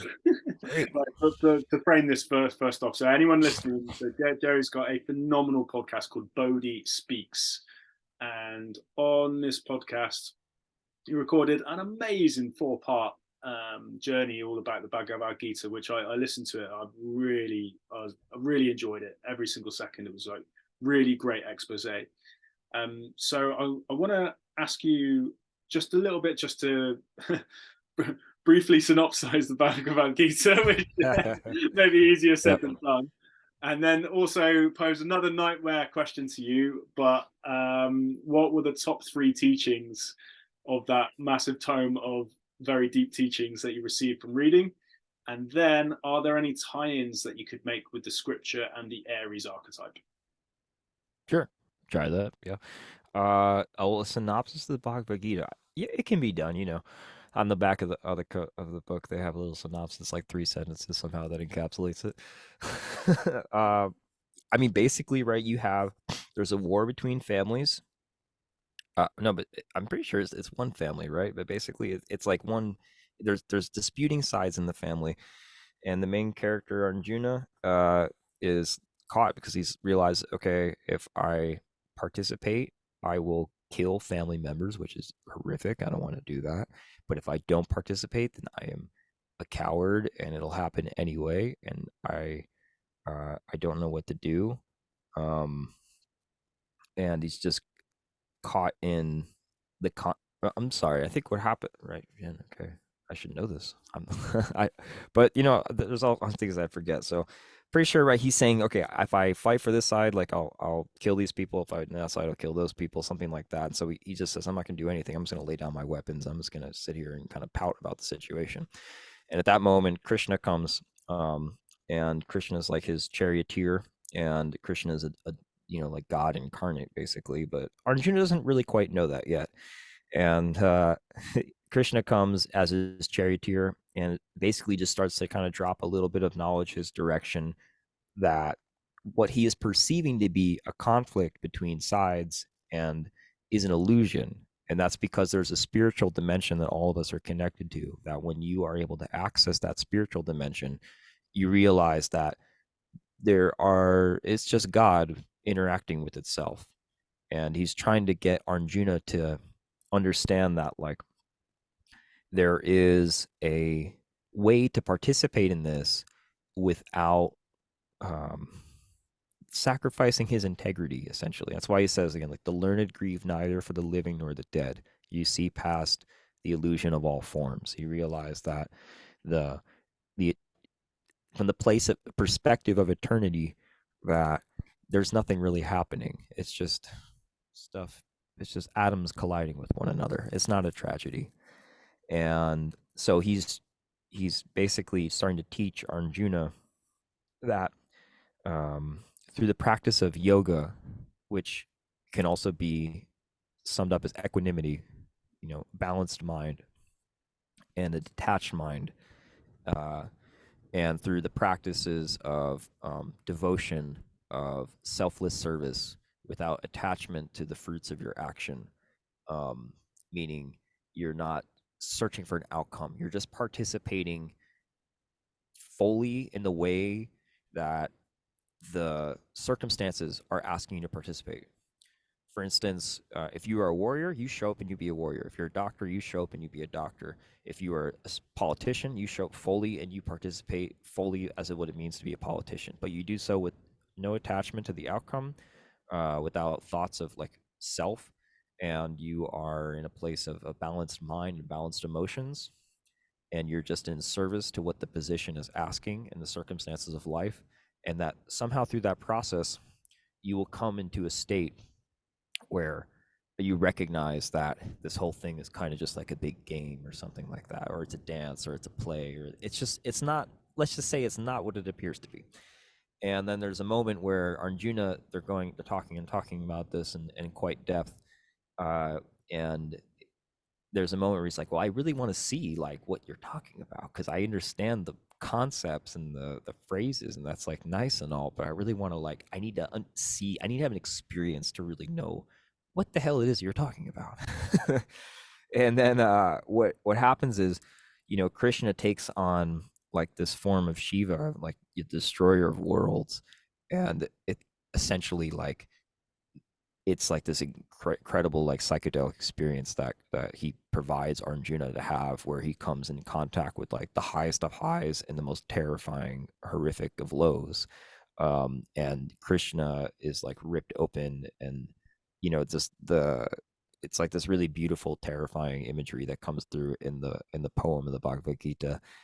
And it's like this act of revelation, and it's such a shocking, disturbing revelation to Arjuna to see this, have Krishna erupt into like the destroyer of worlds, Shiva, that he begs Krishna to return to the nice, friendly blue charioteer who's just his teacher, more earthly human form. And so he does. And Arjuna is extraordinarily grateful to just be back to being a human being, understanding that like to exist in this um, like Godhead type state of consciousness is not sustainable, and you need to participate as a human being in the world of form, and that through that participation you will come into a place of tremendous balance and equanimity. And it's not about like an escape into some psychedelic realm or something like that. um, that this revelation will become something that you can embody, not just a concept. And with that knowledge that Krishna provides him, and the encouragement to be a man of action and to act upon the knowledge in selfless service without attachment to the fruits of one's labor, and also having the knowledge of the experience of the visionary state, Arjuna is able to then go out and be a warrior and participate in this terrible battle. But because he is now in contact with the knowledge and a state of consciousness of the eternal, it does not harm him. It doesn't damage his karma. It doesn't. It becomes like a sacred act essentially. And of course, like this is a story that's meant to be more like, are you going to get a lot of money and then just like hang out on the couch? Or are you going to go out into the world and participate fully in what your gifts and your offerings are as a human being and be a benefit to the larger whole? That's kind of how I see it. I don't see it so much as like a literal justification of violence, although who knows, maybe when it was written there was some aspect of that within like the Indian Hindu culture, like the idea that if you are born into the caste system as a warrior, like you need to go out and do what, kill somebody, like as part of your duty, like that's part of your sacred duty. I'm not enough of a Hindu historian to really speak more on that, but I do think when it was originally written, that was part of it. Um, so that's kind of like a choppy synopsis of the Bhagavad Gita. I think like more or less the essence of it kind of comes through there, I hope. Um, and then what was the second part of the question you asked me? Top three teachings that you received from reading, and then any tie-ins that you could make with the scripture and the Aries archetype.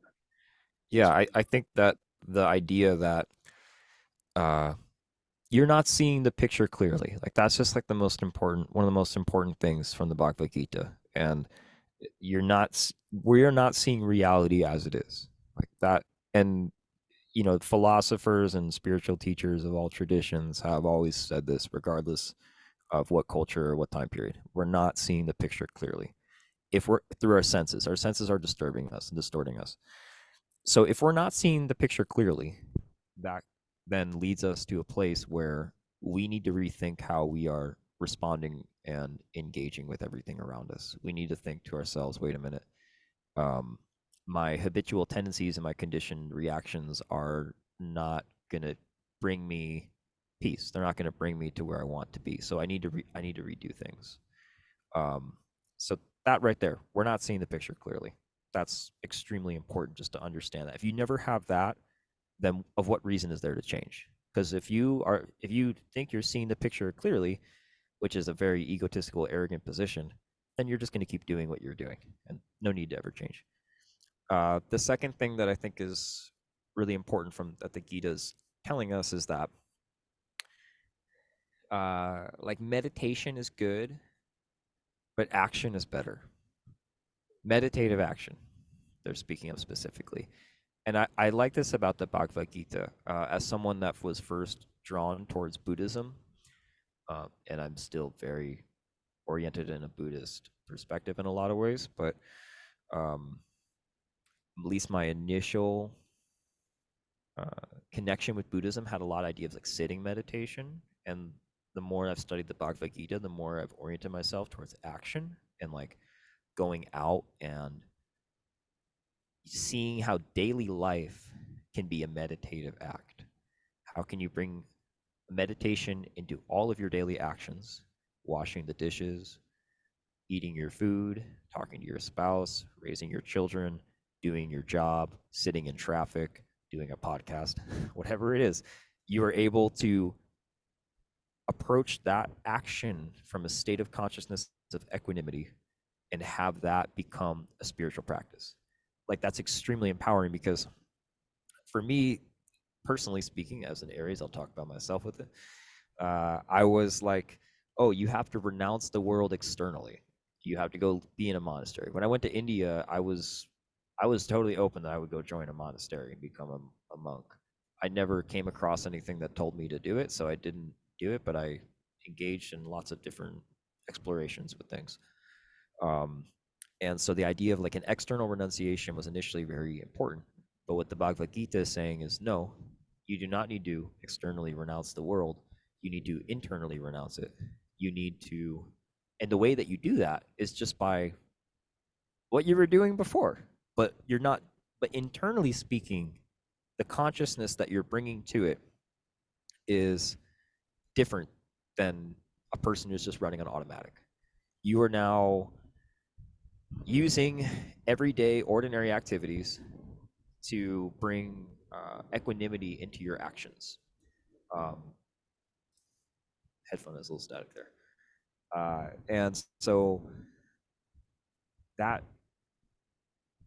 way of utilizing daily life to create more consciousness and more equanimity, I just think it's an extremely valuable teaching and an empowering teaching, and also a frightening one because it shows you that like, oh, it's not about running away to India in a cave. It's not about like changing how I look and looking cool. It's not about a superficial expression of spirituality. It's just about like a full acceptance of what your life is at the moment. And I think for a lot of people that come on the spiritual path, that can be a very intense reckoning and like a very like humbling process. It's frightening to have to just accept all the circumstances of our life as they are. So that is also why like this idea of it being a war, like you have to be a warrior to show up to do that, because most of us want to run away from responsibility. Most of us want to run away from commitment. Most of us want to run away from doing the dishes and taking the trash out and just like these mundane, boring things. We just want to like get high, or we want to like have this like woo spiritual experience, whatever that is, whatever form that through it comes, breath work, meditation, psychedelics, whatever it is. People are looking for this like this rush. That's something that a lot of people are seeking. But what the Gita is telling us is that no, it's actually just going to come through simple, ordinary, everyday actions that are boring. There was a guy who came to Chognam Trungpa, Buddhist teacher, and after listening to the lecture, he was like, he was a hippie in the '60s, and he's like, so what you're telling me is that we all should just cut our hair, get suits, and just get jobs? And Trungpa was like, yes, that's what I'm telling you to do. And the guy just like got up and he just like walked away. But like not like out of despite, but just like oh wow, like that kind of thing.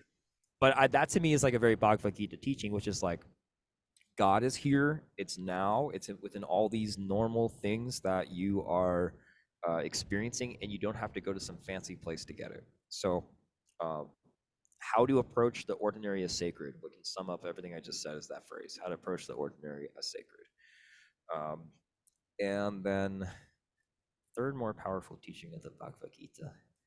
Well, I said the first thing I said to you on this podcast was that I'm a musician, and which is kind of a funny way for me to open it because that wasn't really the first thing that got me into the spiritual path, for the record, but nonetheless, that was the first thing I shared. And in respects to the Bhagavad Gita, they say that, like I'm pretty sure they say like Jnana Yoga, which is the yoga of the mind and the intellect, and like Raja Yoga, which is like the practice of meditation, are good.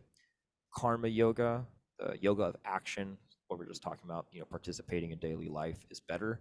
And I'm pretty sure they say Bhakti Yogi, the yoga of devotion, of like prayer and song and joy, is best.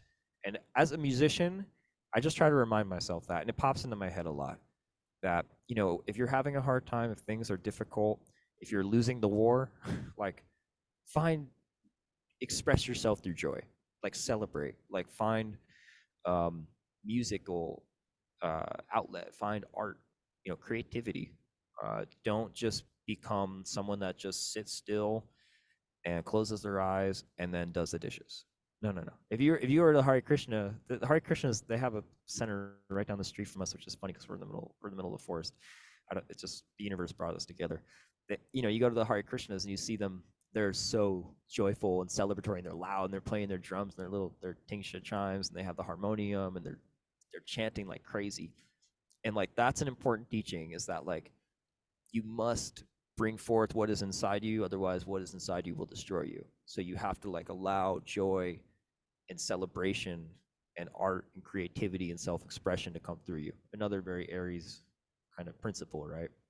So I think that's an important teaching, because I think like when we can take war and turn it to a war based on like creativity and art, then all of a sudden like there's no need for like physical violence in the world anymore. We can just be in like a celebratory place, and then other people can connect with that celebration and that joy, and find like that, you know, the bliss of union of what they're talking about in the Gita. um so yeah, I think like art is an incredibly important way to quote unquote fight back against like all these dark forces that we feel are in the world and dark things that happen. It's a way for us to like fight back without being uh, becoming like monsters ourselves. It's a way for us to like bring light into the world. And there's a reason they say like out of all the yogas, bhakti yoga is the one that is most pleasing to the divine, because it's just like when you're in a place where you're singing and you're like your heart is open and you're happy, and like other people are connecting with that, just all our problems fall away. All the things that we thought were so traumatic or difficult or challenging or important, it's like, none of it matters. Everything's cool. We're here. We're celebrating together. We're happy. Like this is what I think the Bhagavad Gita is trying to teach us, is that there is a way to be in normal life with other people and experience God, and experience it in a way of like joyful celebration. And it's not like a, you know, I was raised Catholic for a few years, and the idea of like, I gotta feel ashamed for who I am in the presence of God, or I gotta feel like everything's all strict and uptight. It's like, no, this is like celebrate with God. If you ever go to India, it's like the most crazy place in the world. It's just like it's a place where boundaries and rules and things like that just don't seem to exist in many ways. In other ways, deeply so. But there's just a sense of like creation not being not being capable of being contained. That's what it feels like there. Um, and like bhakti yoga is a great way to harness that energy and help be of service to it. So I think that's probably a really good thing to remember when reading the Bhagavad Gita, that it's a book about war and conflict in some way, but it's also a book about joy and celebration. Mm, beautiful, beautiful. Thank you so much, man. I really appreciate that. You inspired me to read the Bhagavad Gita. I really like. I listened to your series. I'm like, oh, I need to read this, and now this conversation has galvanized that. So yeah, thank you, dude.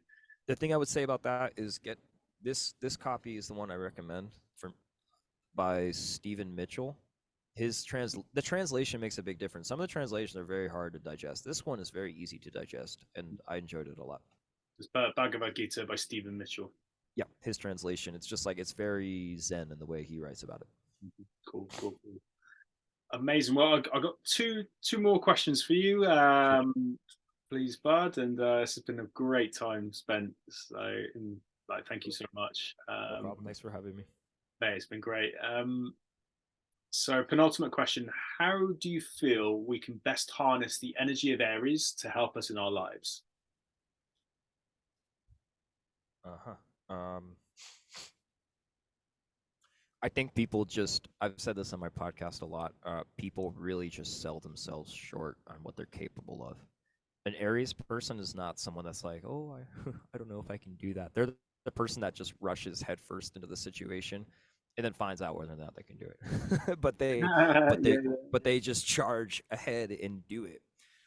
And I'm not advocating that people rush it into things impulsively and just do them, but I think that the mentality that leads to that action is something that people can embody and will benefit them, which is like just trusting that there's something in your system, whether it's in the biology or in the psychology or in the spirituality, whatever it is, there's a force inside of you that is just like super powerful. And when it's actually in aligned, the entire cosmos, I feel, support it.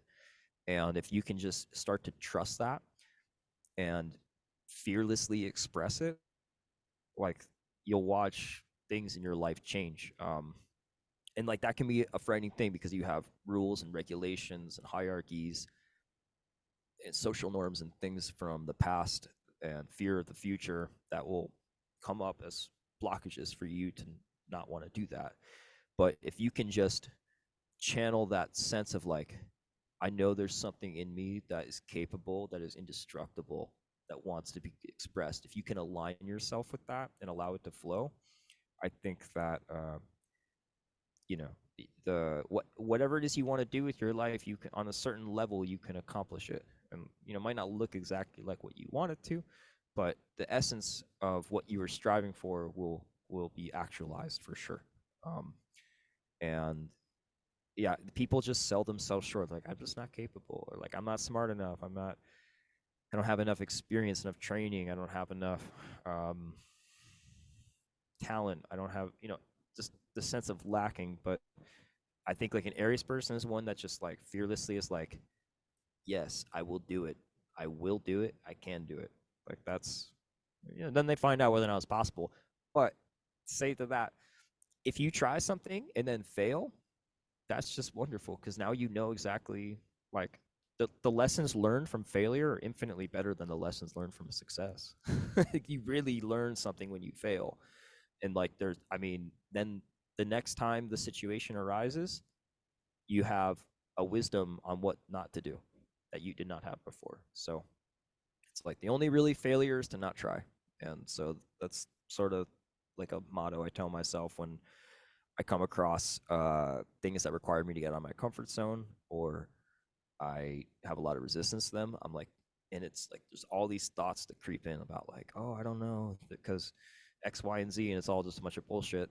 And but at the end of the day, you just have to remind yourself, okay, I'm just gonna try and trust that there's something in me that if I'm meant to do it, I'll do it. And if I fail, I will receive the knowledge and the wisdom how to succeed after. So. Brilliant, thank you, Bud. That's badass words. Thank you.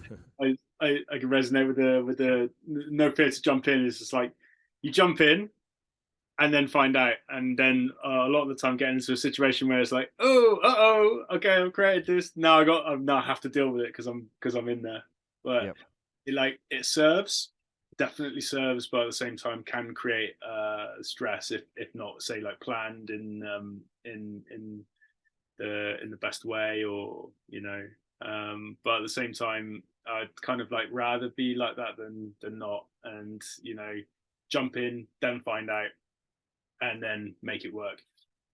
Yeah, and also like the perspective I'm sharing too is just to reiterate. I think you absorbed, but I just want to say it one more time. It's like it's not just impulsively jumping in; it's just connecting with the energy that would give you the courage to jump in, and like remembering that that's there and being able to utilize it.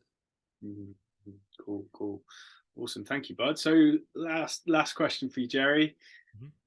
Phoenix Vision is dedicated to creating a transformative vision of health and well-being for its listeners. So what does transformation mean to you, and what would you like to transform in the future? Sure.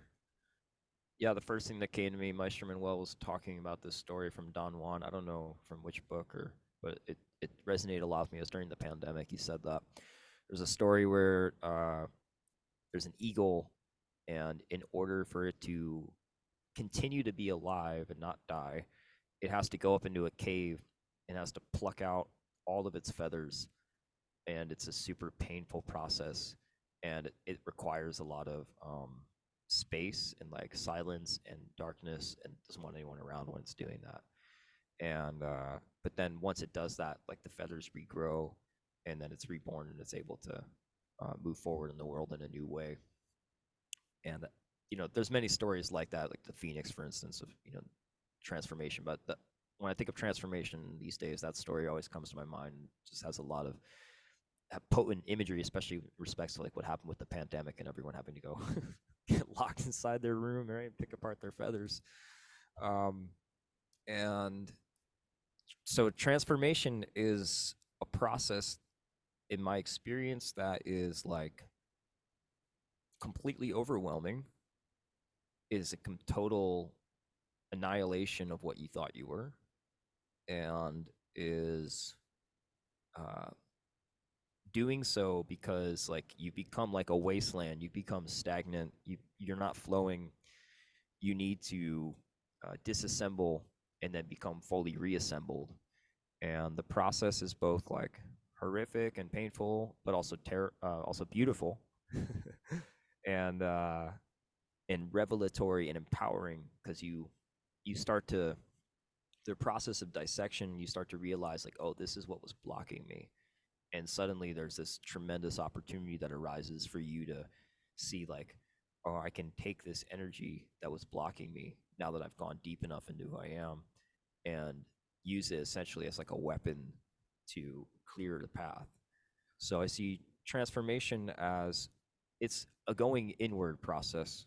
It's going to the, if there is such a thing, the core of who we are, and clearing out all the garbage and coming in contact with a more like authentic version of ourselves, and then moving from that place. And it's something that is, it's like the process of nature. You know, if you look at all of nature moves like that. On one of the last podcasts I did, I was talking about this. There's like, you know, starts with a seed. The seed becomes like a sprout. Sprout becomes a baby tree. Baby tree becomes a sequoia. You know, there's like, and then what happens from there? The sequoia tree could be cut down. It could be turned into a chair.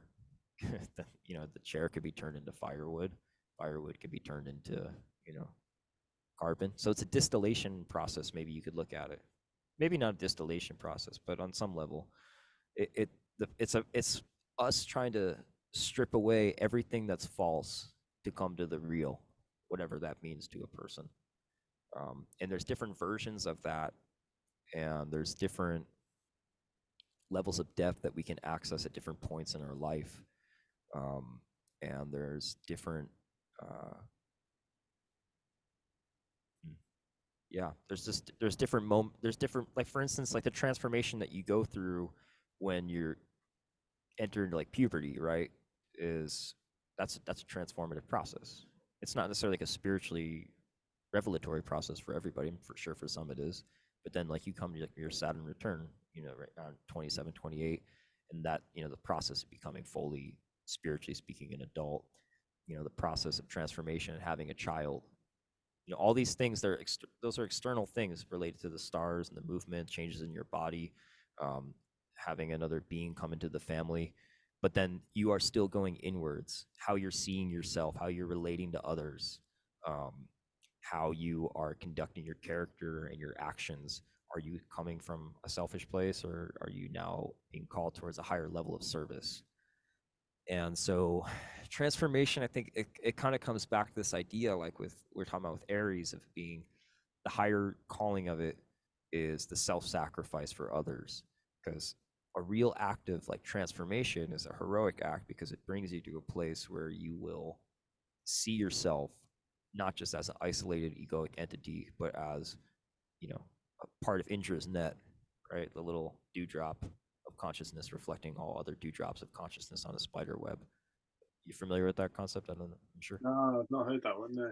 Oh yeah, Indra's net is like, it's kind of like, Indra's net is like the flower of life, basically. The idea is that every little point you might see, so there's a spider web, and there's dewdrops on the spider web, and each dewdrop is its own dewdrop. Like, you know, that's a droplet of water. This is another droplet of water. There's me, and then there's you over there. But beneath all that is this web that's connecting us all. And then within the nature of water, it's reflecting out every other point. So every other point is contained within one point. It's kind of like the flower of life idea. But the idea, I think, of like going through a transformative experience, going through transformation, is that you can come in contact with this reality and then start to move from that place. So everything that was not in service of that truth is being flushed out of the system. Um, and like I think that's in a lot of ways what happens when you have a child, both for a mother and a father, but in different ways. You know, I just had my son, he's like a year and a half now almost, but on some level, because all of a sudden, like, your orientation is no longer fully directed at yourself. And so I think it's with a child, it's something that you grow into. um, I was just in Oregon, and there's these baby goats that were born the day we showed up, and they were standing up and walking around and like just doing their thing, and they've been born like 20 hours ago. Human being is so different. I was reflecting on this. Like, human being takes like 12, 13 years before the thing can sort of kind of be able to take care of itself. It's like, why are we so complicated? It's crazy. But the thing that so the point I'm trying to share is that for us as human beings, like, the transformation into like our full actualization is a long drawn out process. So as a parent, it's like, you know, when the child comes, there's a deep transformation, but it's not just when the child shows up. It's like, I think it's many years we're going to find out like how this thing can allow us to become more attuned with this dimension of consciousness that Indra's net is trying to talk about. Yeah, so I could kind of ramble on more about transformation, but I think that's kind of the essence of how I perceive it to be. It's an act, heroic act to bring you into a larger state of consciousness, and then to act from that and to flush out everything that's not in service towards that. And then you were asking about how it pertains to the sign of Aries, right? No, it's more what would you like to transform in the future? Oh, that's right. My bad. What would I like to transform in the future? Yeah, I mean, many things. The people I've always been really inspired by are like Nelson Mandela, Mahatma Gandhi. I love Malcolm X.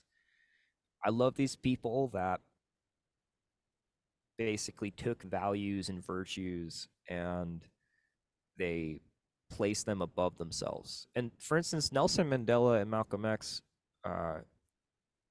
they both were engaged. I mean, Malcolm X was like a criminal for a period of time. They got sent to prison. And then when he was in prison, he had like a reformatory experience through his own self-education through books. And then, you know, he went through many transformations. And then at the end of his life, he was really like someone that, like, deep reflection of like peace in a lot of ways. You know, Nelson Mandela also long time in prison, 27 years. And I think that like these people have inspired me a lot, that like what really matters in life is how can we restructure things so other people don't have to go through things that we went through, or things that we perceive to be unjust or just out of alignment, we could say. So however I can create like a more caring, compassionate society based on equality, connection with nature, I think that's like one of the main things, is like, how can we connect back to like the wisdom that a lot of the indigenous people carry? I think that's something that's really important in my life. It's why I've worked a lot with Golden Drum and Maestro Manuel, because the mission of the community here is to really like for people to transform out of boxes and electronics and on a certain degree and come more in contact with nature. I say a certain degree because, you know, we use these tools, but the intention in a lot of ways is for us to come back in our connection with the earth, connection with our authentic selves, our human selves, to be in service to other people. I think just creating a society that has that as an orientation is something that I would like to transform, if that makes sense. Because as we were talking before, we have a society that glorifies violence, glorifies excess, glorifies hedonism, you know, all kinds of like imperialistic types of tendencies. How can we do something that is more humanistic, that is more along the lines of equality, that's sharing based, it's compassion, it's based on discipline of caring for yourselves and others? Yeah, and I'm keeping that really broad because I don't have like a specific one place that I want to limit myself to. Maybe that's a very Aries thing to say. I don't know. I just keep coming back to the Aries theme of things. But part of the reason, like, I live in community, right, is because I was in the mainstream society for a period of time, and I was like, this is horrible. Like, this is what this place is sick. What is this? Like, in so many ways, there's just so many things that need to be changed. The first thing, can we just start living together? I think that's like just, wow, that's really important. Like, can we all stop being in our separate space? Like it's such a simple thing, and a lot of cultures do that already, and have always done that. But just where I was at, like, that was one thing I was like, okay, we need to transform that. Okay, how can we start working together more? How can we start sharing more? So I would just like to see, and to be more specific to your question, the values that we're living together in a community here in upstate New York. I would like to see those values become more integrated into the larger whole, on a larger scale, if that is a way to put it. Yeah, I think that kind of sums up where, like, how can we take the values of the way that we're living here in upstate New York and have those just like flower and blossom out into the world and have more people connect with that. And the only way to do that will be to go through a very deep, intense, transformative process of realizing, like, wait a minute, I'm not the most important person in the world. Like, my needs aren't the most important thing. Like, other people are important too. Oh, okay. Yeah. Oh, Jerry, thank you so much for your time today, on giving up your morning to come on and talk about so many interesting things. I've learned a lot, and yeah, it's just like I've thoroughly enjoyed this last couple of hours, as I'm sure anyone listening will have as well. So yeah, like, how can people find out more about you? I know you've got a podcast, and there's like Dream Seed. How can people find out about you, bud? Yeah. If you go to, I mean, the podcast is great. Like, there's a lot of information there. My wife, Michelle, and I put out an album recently. It's on Spotify. The band is called Soma Frequency, and the album is Spectral Fire. You can check that out. And then we do a bunch of stuff at the Golden Drum community, and people also, if they want, they can reach out to me. Let's see, best way to do that. Dig Project, that's a good way to do it. I run a business selling instruments, and my contact on there, jerry@digproject.com. Feel free to reach out. I don't know about anything. All good. Cool. And podcast is Bodhi Speaks, right? Yep. Correct. Amazing. Which I highly recommend. This is how I found out about you, Jerry. My housemate at the time, Wojtek, sent me one of your podcast episodes, and I think I listened to like 6 or 7 off the back. I was just like, damn, I'm feeling this guy. Like your message is like really feeling your message. Aries moon, feeling the Aries. Yeah. Thank you so much for having me. I feel very humbled that you resonated that much with the podcast. That's really cool. When I first started putting it out, I was like, I don't know if anyone's gonna like this. So I deeply appreciate that. And yeah, thank you so much for having me. It's really great to have these conversations with people. I think it definitely, like, it just helps stimulate and activate things for myself, as I'm sure it does for you too. So once again, thank you very much. Thank you, brother. Thank you for your time.